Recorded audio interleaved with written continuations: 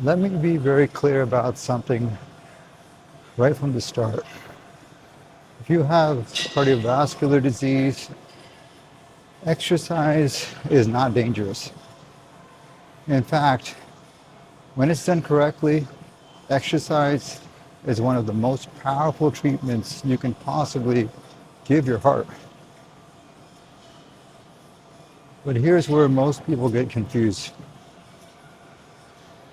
And you'll hear advice from trainers, you'll hear advice from cardiologists, and you'll think they're saying different things, and they're actually not. They're just speaking from two different perspectives. And let me go over that with you. The cardiologist is asking, is this safe for the heart? Will it lower risk of another heart event? And the trainer, especially someone who's trained through NASM, is thinking, how do I move this body safely, improve strength, balance, posture, and endurance without causing any harm? And when you combine those two viewpoints, you create the smartest, safest, and most powerful plan for people with heart disease. So let's break this down simply. Step number one, and this is non-negotiable. If you have a history of heart attack or cardiac stents, heart failure, high risk arrhythmias, or significant coronary artery disease, you'll need some sort of medical clearance before exercise. That's first. And that's recommended by both NASM and all cardiology associations like the American Heart Association and the American College of Cardiology. And sometimes that may include a stress test. Sometimes it includes a monitored cardiac rehab program, depending on your condition. And actually, that's a good thing, not a bad thing. Once you're cleared, this is where the exercise actually begins. Now, both NASM and cardiology doctors agree that the foundation has to be cardio. Usually it's low to moderate intensity cardio. We're talking about walking, stationary bike, swimming, using an elliptical.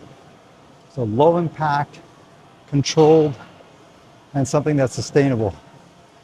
No boot camps, no crazy spin X classes, no hit in the beginning.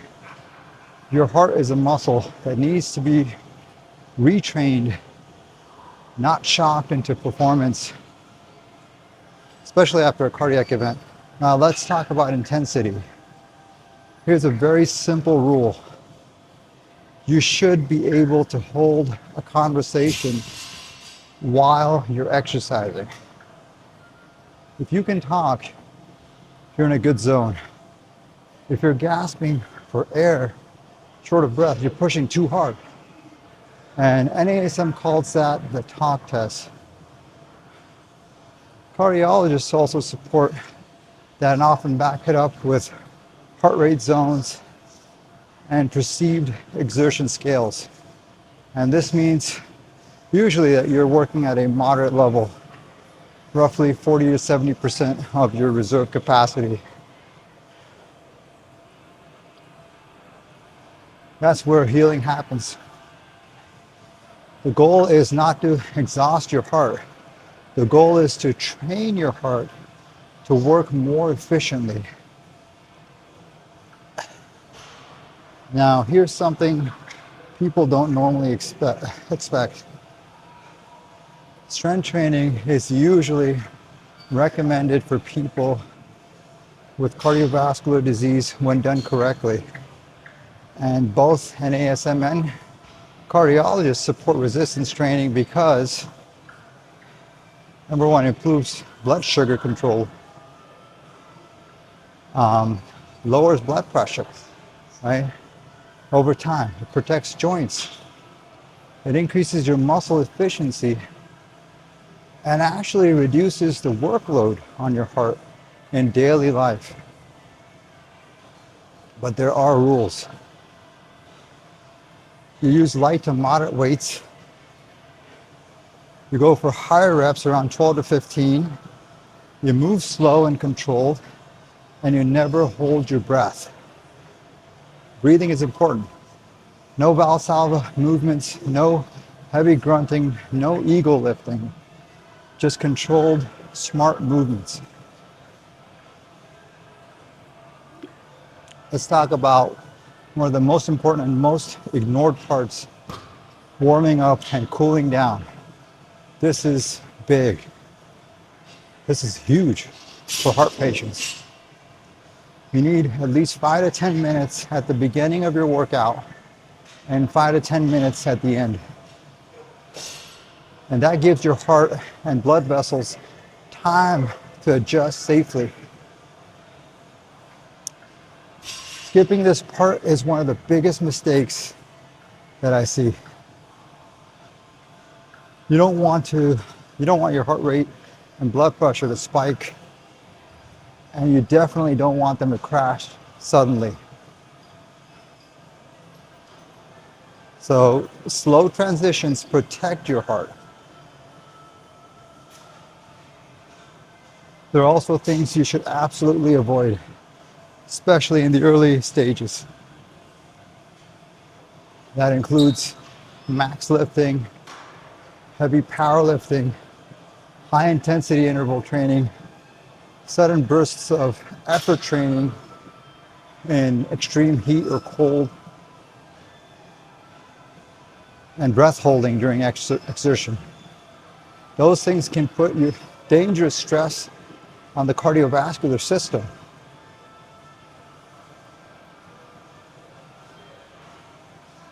Let's talk about some warning signs. If at any point during exercise you experience chest pain or pressure or unusual tightness in the chest, dizziness or lightheadedness, or an irregular heartbeat, or if you're short of breath, severely or have sudden weakness, you should stop immediately. Don't try to push through. Don't try to be a hero. That's your body sending you a warning signal. Now here's the really important part that I want you to remember. NASM and cardiology are not fighting each other. They're actually completing the same circle. Cardiology focuses on your heart health, your blood pressure, your cholesterol, your overall survival.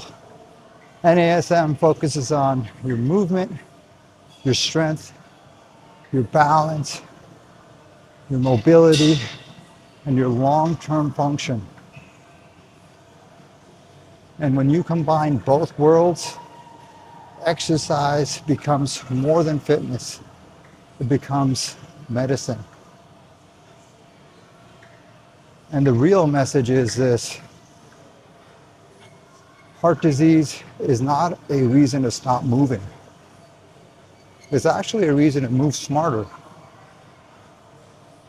It's a reason to train intentionally. And it's a reason to take back control of your body. Because a stronger body creates a stronger heart and a stronger, longer life, which is what you want.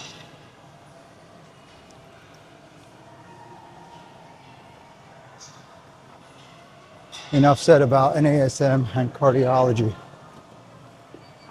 you're starting off, go slow and progress gradually. That's the best way to do it. Currently I'm doing 20 minutes of cardio, just plain walking on the treadmill, incline set at 3.2. Sorry, incline set at 5.0 with the speed set at 3.2 currently. I just had a chest and triceps workout, and I worked out my chest, upper chest, mid chest, and lower chest, and a couple exercises for my triceps today. In the morning, I had completed around 40 minutes of cardio on a stationary bike early morning. And usually I do that while working with a desk bike. And I do some cardio post-workout, usually followed by stretching. And essentially I stretch all day long. So you want to make sure you're stretching before your workout and after your workout.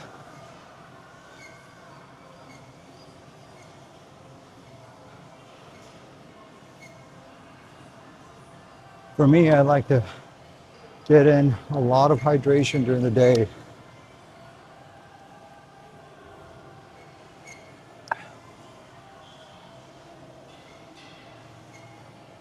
Hydration is going to be very important to maintain the movement and to keep your workouts consistent and strong, aid in recovery, prevent fatigue, all of that stuff.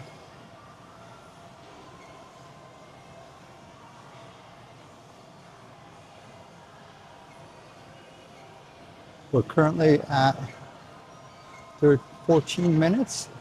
I've got 6 more minutes to go.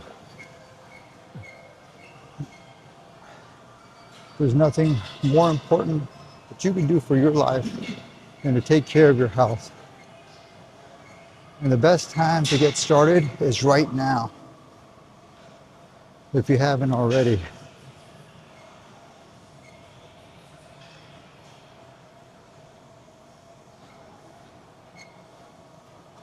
As you all know, obesity rates have increased all throughout the country here in the United States and actually all around the world. And this is a major concern. The WHO just released a statement approving GLP-1s for treatment for obesity. But the foundation is going to be diet and exercise. So make sure you have a proper foundation if you don't already. You have to be getting in at least 150 minutes of cardio per week per recommendations. And that's at a low to moderate intensity. Or 75 minutes a week at high intensity if you're able to.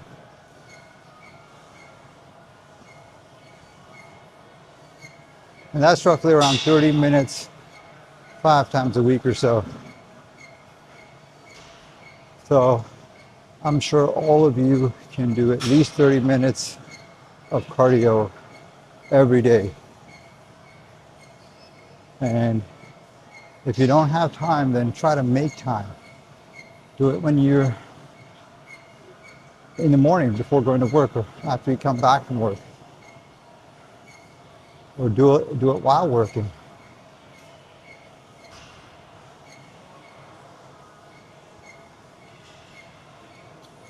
We're just not getting enough movement as we used to as human beings. We're not walking as much as we used to. We're not lifting. And so the sedentary behavior has led to unwanted weight gain in all of us.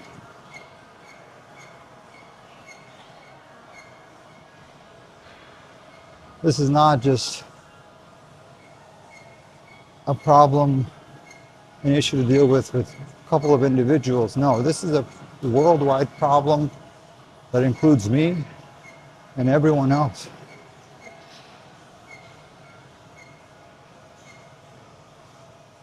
It's up to us to take charge of this.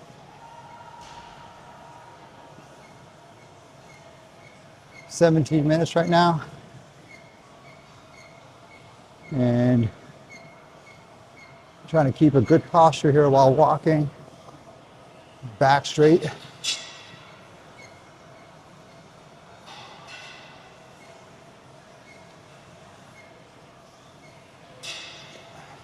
Posture is also important to prevent injury. What you do now is going to help you later on in life when you're 50 or 60 or 70. That weight you lift right now is going to be equivalent to lifting yourself out of the car, helping yourself out of the car when you're 80 or 85.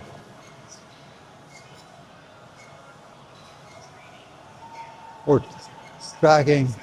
walking with bags of groceries.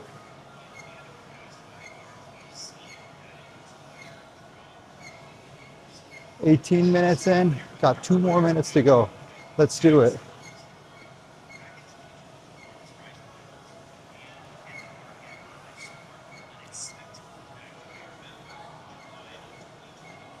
I've already completed 3 workouts in this week. Started off with legs and deltoids, back, biceps. Today was chest and triceps.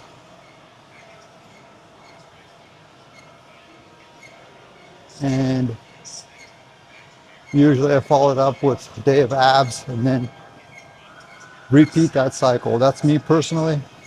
Sometimes I'll throw in a rest day. Usually on the weekends I don't work out. I just try to do some cardio.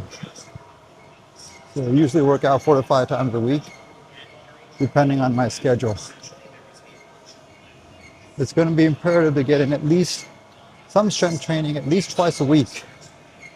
And cardio, again, 150 minutes a week at minimum, at a moderate intensity. All right, close to 20 minutes, 19, 23, 24, 25, 26. We're counting down to 20 minutes. If you haven't done your cardio today, make sure you do something. Walk outside, clean your house, do some sort of cardio today for at least 20 minutes or 30 minutes.